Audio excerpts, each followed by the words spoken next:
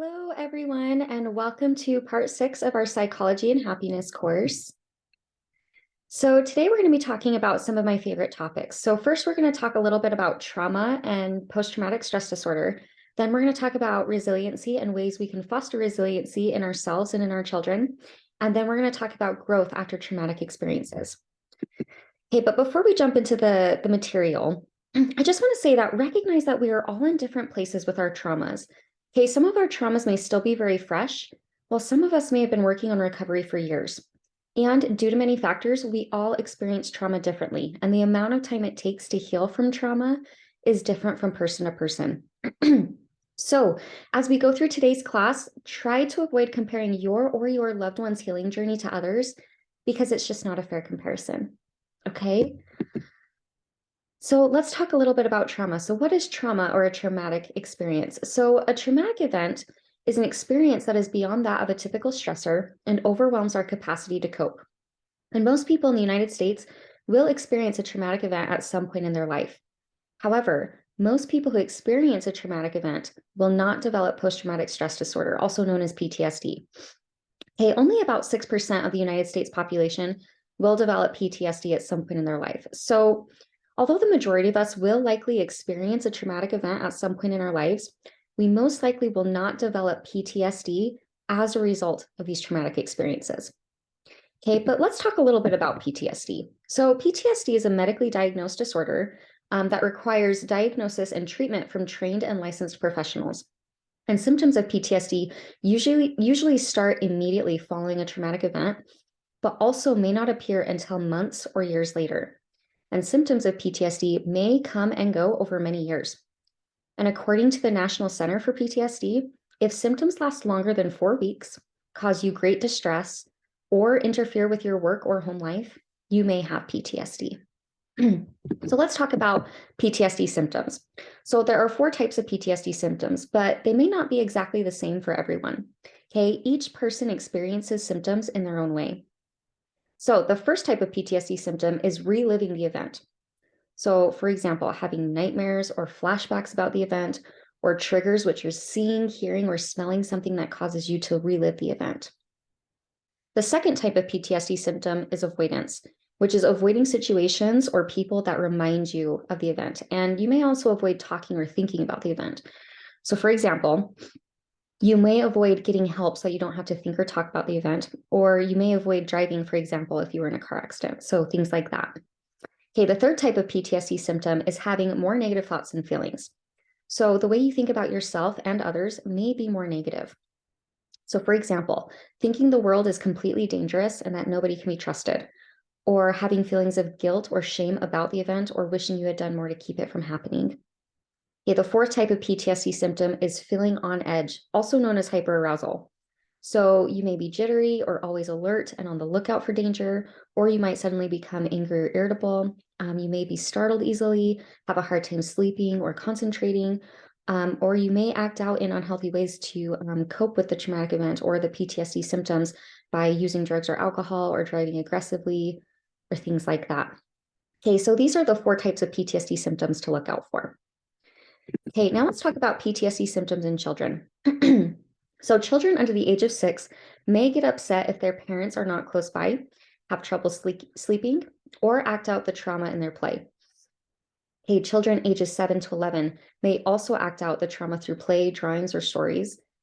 Some might have nightmares or become more irritable or aggressive. They may also want to avoid school or have trouble with schoolwork or friends. Okay, children ages 12 to 18 typically have symptoms more similar to adults. So things like depression, anxiety, withdrawal, or reckless behavior like substance use or running away. Okay, so those are the PTSD symptoms to look out for in children. So how to help your child if they've experienced a traumatic event. So reading information and learning about trauma and PTSD is a great first step. Also, pay attention to how your child is doing. Watch for signs such as sleep problems, anger, and avoidance of certain people or places. Also, watch for changes in school performance and problems with friends. And something else that I want to say that I think is really important is to trust your gut, okay? If you feel like something is off with your child, do not ignore those feelings. Okay, you know your child better than anybody. So if you sense that there's something different or off with your child, try not to avoid those gut feelings.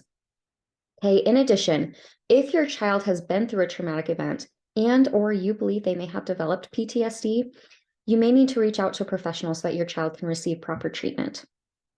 Okay, now let's talk about the impacts of trauma and chronic stress. So trauma and chronic stress can affect our entire brain and leave a lasting impact on our nervous system and bodies.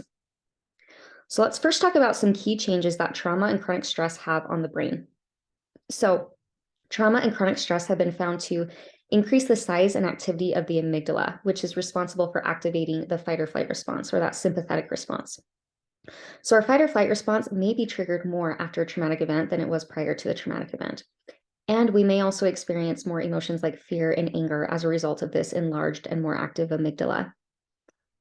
Also, trauma and chronic stress have been found to decrease the size and activity of the hippocampus, which is responsible for memory and learning, and the prefrontal cortex, which is responsible for rational thinking and decision making. So these areas of the brain may not be working as efficiently as they were prior to the traumatic experience. Okay, now let's talk about the impacts of trauma and chronic stress on the autonomic nervous system. So when our autonomic nervous system is healthy, we are able to fluidly shift between the sympathetic nervous system, that fight or flight response, and the parasympathetic nervous system, or the rest and digest response, as perceived threats come and go. So a healthy autonomic nervous system is not necessarily one that avoids the sympathetic response. Okay, a healthy autonomic nervous system is one that fluidly shifts between the sympathetic and the parasympathetic responses as perceived threats in our lives come and go. But trauma and chronic stress can cause the autonomic nervous system to become dysregulated and keep us stuck in the sympathetic response, that fight or flight response. So this causes our autonomic nervous system to constantly signal danger even when there is no present threat.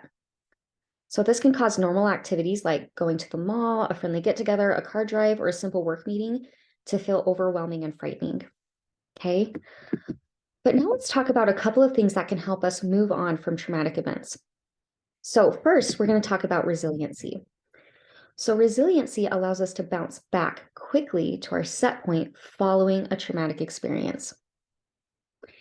Now let's talk about ways to foster resiliency according to the experts. So first, develop supportive relationships. So as we've talked about throughout this course, our social support systems can provide us with strength and real protection from stress. Okay, so they're a powerful way to foster more resiliency. Also, create narratives of your life that boost your sense of control. So for example, believing that how I respond to this challenge rather than the challenge itself determines my achievements. So also, as we've talked about throughout this course, our inner self-talk and our perceptions are important because they have a large impact on how we respond to difficult things in our lives. Also, practice mindfulness practices such as mindfulness meditation, which we discussed in our last class. So if you remember, mindfulness meditation has many benefits that can help us to regulate our emotions better. So we'll be more resilient when difficult things in our lives come up. Also, understand there is no answer to why me. Instead, ask yourself, what steps can I take to deal effectively with the situation? Also, practice optimism. So as we've talked about in our past classes, optimism is associated with better health, and active coping techniques that help us to change negative situations in our lives. Okay, finally, and arguably the most important way to foster more resiliency is through developing and practicing self-compassion. So according to Dr. Kristen Neff, and if you remember, she's the leading expert and researcher on self-compassion, she said, we know from the research that self-compassion is one of the most powerful sources of coping and resilience we have available to us. And one study on combat soldiers found that their level of self-compassion predicted whether or not they would develop PTSD a year later more powerfully than how much combat exposure they had. So self-compassion really is an incredibly powerful way we can foster more resiliency in our lives. Okay, now let's talk about ways to foster resiliency in our children. So according to a University of Utah positive psychology course and experts, ways to foster resiliency in our children include first, help them develop supportive relationships, because like we just talked about, our social supports can provide our children strength and protection from stress. Also, teach children emotional awareness and control. So help children become more aware of their emotions label them appropriately, feel comfortable expressing them with people they trust, and deal with upsetting ones appropriately. Also, foster competency. So children who achieve academic success or develop individual talents, like playing sports, art, playing musical instrument, things like that, are more likely to feel competent and able to deal with stress positively. So help your children recognize their talents and strengths and teach them how to effectively use them to solve problems. Also, express love to your children. So a family's love can psychologically ground a child and provides a framework for their future relationships. Okay, it enables them to form a secure attachment style, which we talked about in our intimate relationship class. So this secure attachment style will enable them to form healthy and supportive relationships that can provide them strength during challenging times. Also, model optimism. Like we also discussed, optimism is associated with better health and engaging in active coping techniques that can help our children change negative situations in their lives. Also, teach and model self-compassion, which we also just talked about. Self-compassion is a really powerful way to foster resiliency. Finally, pause before rushing in to solve your children's problems. Instead, listen to how your child would fix the problem, offering, when indicated, questions that provide helpful direction. Okay, so this can help your children can help teach your children how to effectively and independently problem solve. All right. Okay, now we're going to talk about one of my favorite concepts in positive psychology. So post-traumatic growth. So post-traumatic growth is a process and an outcome. Okay, it is a phenomenon that causes many people to bounce forward following a traumatic event, leaving them transformed, happier, and more resilient than they were prior to the adverse experience. So post-traumatic growth differs from resiliency. Okay, while resiliency allows us to bounce back to our set point following a difficult event, post-traumatic growth causes us to bounce forward and grow following a difficult event. Okay, and Dr. Richard Tedeschi, and he's a leading researcher and expert in post-traumatic growth, he estimates that about 1/2 to 2/3 of people show post-traumatic growth. So it appears that most people who do experience, or most people do experience growth after a traumatic event. Okay, so now let's talk about what causes post-traumatic growth to happen. So according to the experts, it is the shattered assumptive core beliefs that cause us to experience post-traumatic growth. So it is not the actual traumatic event that causes post-traumatic growth. It is the internal struggle with the event. Okay, and according to the experts, for post-traumatic growth to happen, the traumatic event must be so overwhelming that it shatters our core beliefs about ourselves and the world we live in and causes us to reevaluate and create new core beliefs that provide us with a new understanding of ourselves and the world and provides us with a new meaning and purpose. Okay, so let's talk a little bit more about these shattered assumptive core beliefs. So common assumptive core beliefs that are shattered following a traumatic experience that need to be reconstructed include core beliefs about how benevolent people are, how predictable events are, how controllable the world is, how vulnerable I am, how capable I am, and who I am and what kind of person I am. Okay, it is the reconstruction of these core beliefs that can cause us to transform into a better and stronger version of ourselves. Okay. So, according to the psychologist whose research discovered post-traumatic growth in the 1990s, Dr. Richard Tedeschi and Dr. Lawrence Calhoun, trauma and core belief reconstruction typically leads to 5 different areas of growth. So the first area of growth is appreciation of life. So not taking life and other things in life for granted. The second area of growth is relationships with others. So relating to others in a more positive way, such as with more compassion, empathy, and understanding. The third area of growth is new possibilities in life. So identifying that your life can go in a new direction and formulating for yourself new goals and missions. And these goals and missions may have more meaning and value than they did prior to the traumatic event. Okay. The fourth area of growth is personal strength. So recognizing that if I got through this, I can get through anything. So really recognizing how strong you really are. Okay. The fifth area of growth is spiritual change. So changes in your spiritual and religious beliefs. So people are typically more religious or spiritual after a traumatic experience.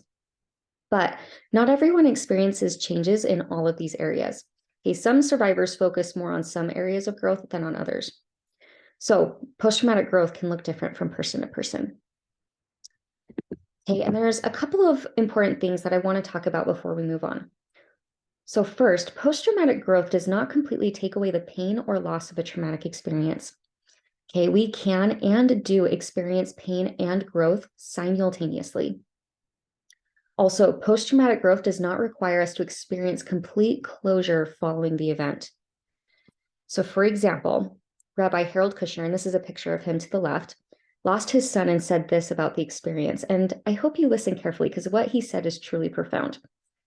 He said, "I am a more sensitive person, a more effective pastor, a more sympathetic counselor because of Aaron's life and death than I would ever have been without it. And I would give up all of those gains in a second if I could have my son back. If I could choose, I would forego all of the spiritual growth and depth which has come my way because of our experiences, and be what I was 15 years ago, an average rabbi, an indifferent counselor, helping some people and unable to help others, and the father of a bright, happy boy. But I cannot choose."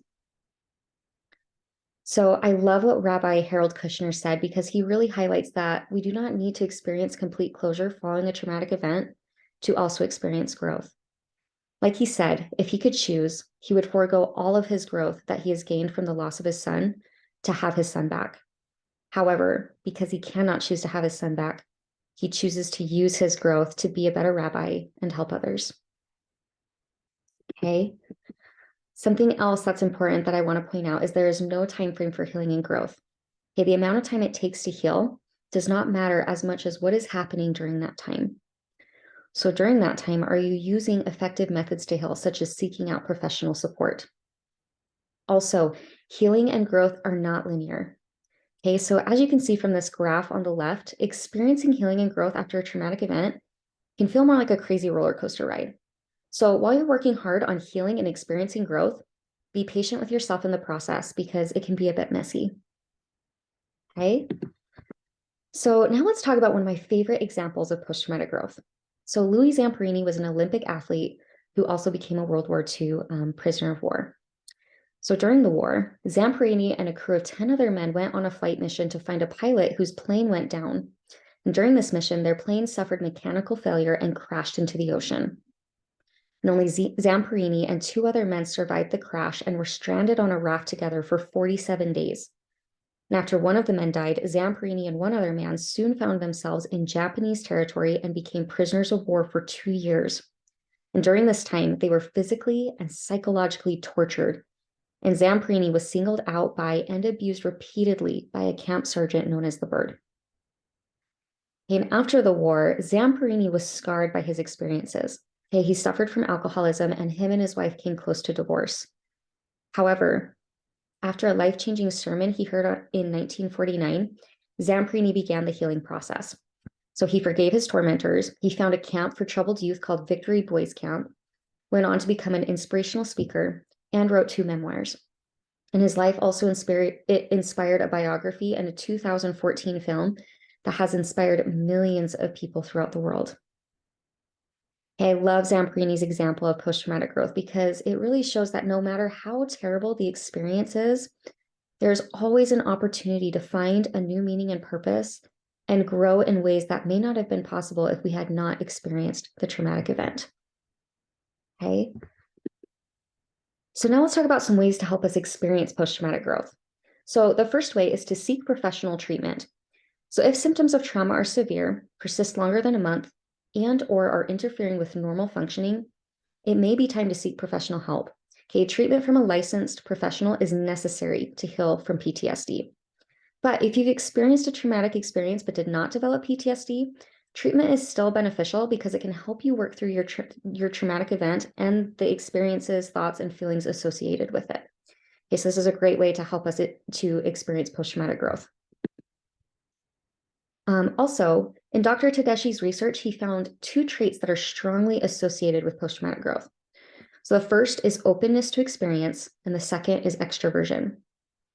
So another way to help us experience post-traumatic growth is through seeking social support and being open to changes in your belief system. So according to Dr. Richard Tedeschi, the reason these two traits are strongly associated with post-traumatic growth is that people who are more open are more likely to reconsider their belief systems, and extroverts are more likely to seek social support in response to trauma. Okay, so these are another couple of great ways to help us experience post-traumatic growth. Also, another way to help us experience post-traumatic growth, and one of my favorite ways, is identifying strengths that have resulted from your traumatic experience and use them to help others. So identifying how the traumatic experience has helped us grow can help us change our perceptions of the traumatic experience. So rather than focusing on what we may have lost, we can change our focus to what we have learned and how we have grown because of the traumatic experience. And using our gains to help others can provide us with a new, deeper meaning and purpose. And one great example of someone who has used their traumatic experience to help others is Elizabeth Smart. And she said this, she said, "Because of the things I've lived through, I can help other people now. I can reach out to other victims and help them to learn to be happy. Because I've actually lived through these experiences, I'm able to be a voice for change.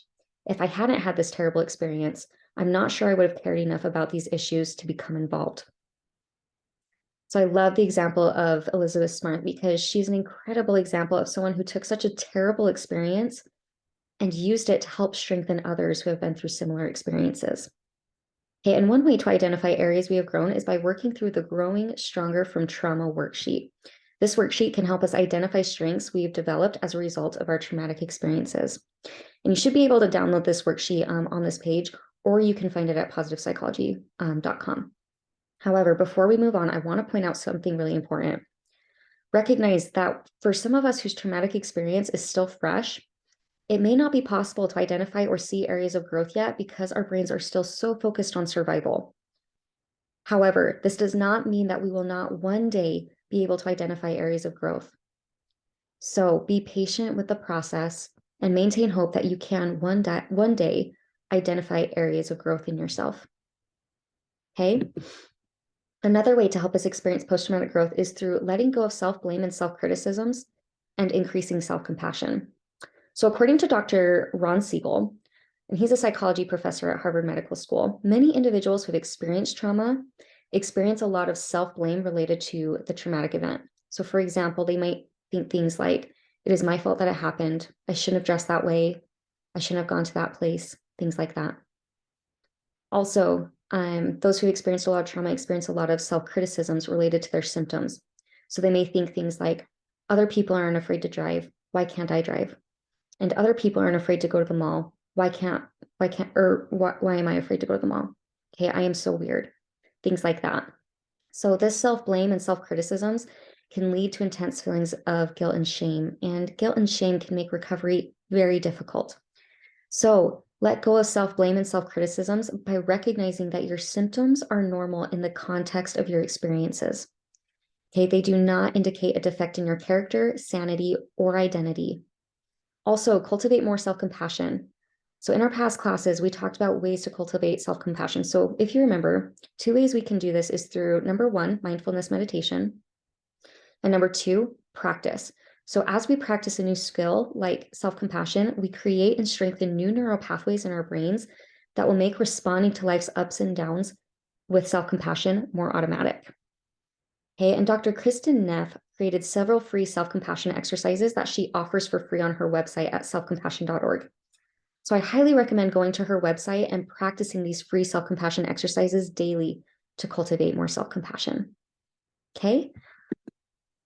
Another way to help us to experience post-traumatic growth is by considering different post-trauma mindsets and how they are helping or hindering you from healing and growing. Okay, so before we jump into these mindsets, I just want to say that the point of this slide is to help you recognize what mindsets you are currently in and consider how these mindsets are impacting you and your ability to move on from your trauma and experience growth. Also, be compassionate with yourself. It is okay if you find that you're in the victim mindset. Okay, our goal is just to move from the victim mindset, then the survivor mindset, and then finally to the thriver mindset so that we can move on from our trauma, improve our happiness and well-being, and experience new growth and strength.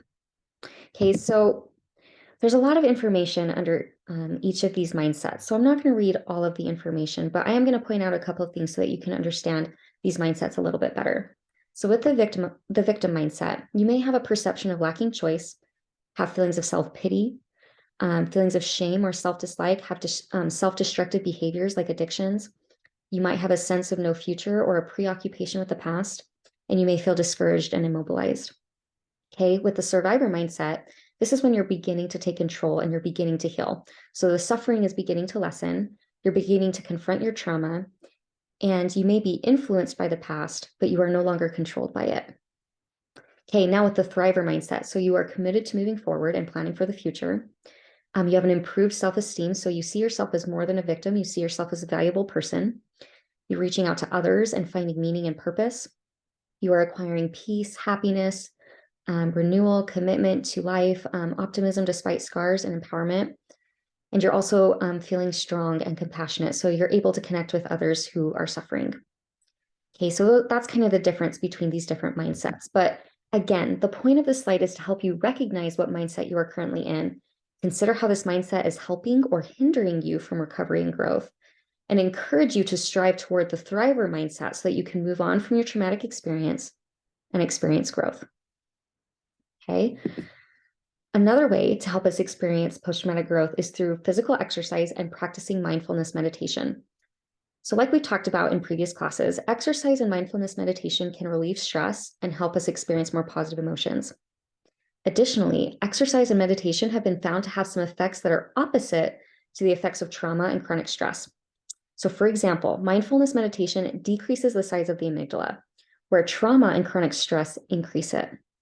Also, mindfulness meditation increases the size of the prefrontal cortex and the hippocampus, where trauma and chronic stress decrease these areas of the brain.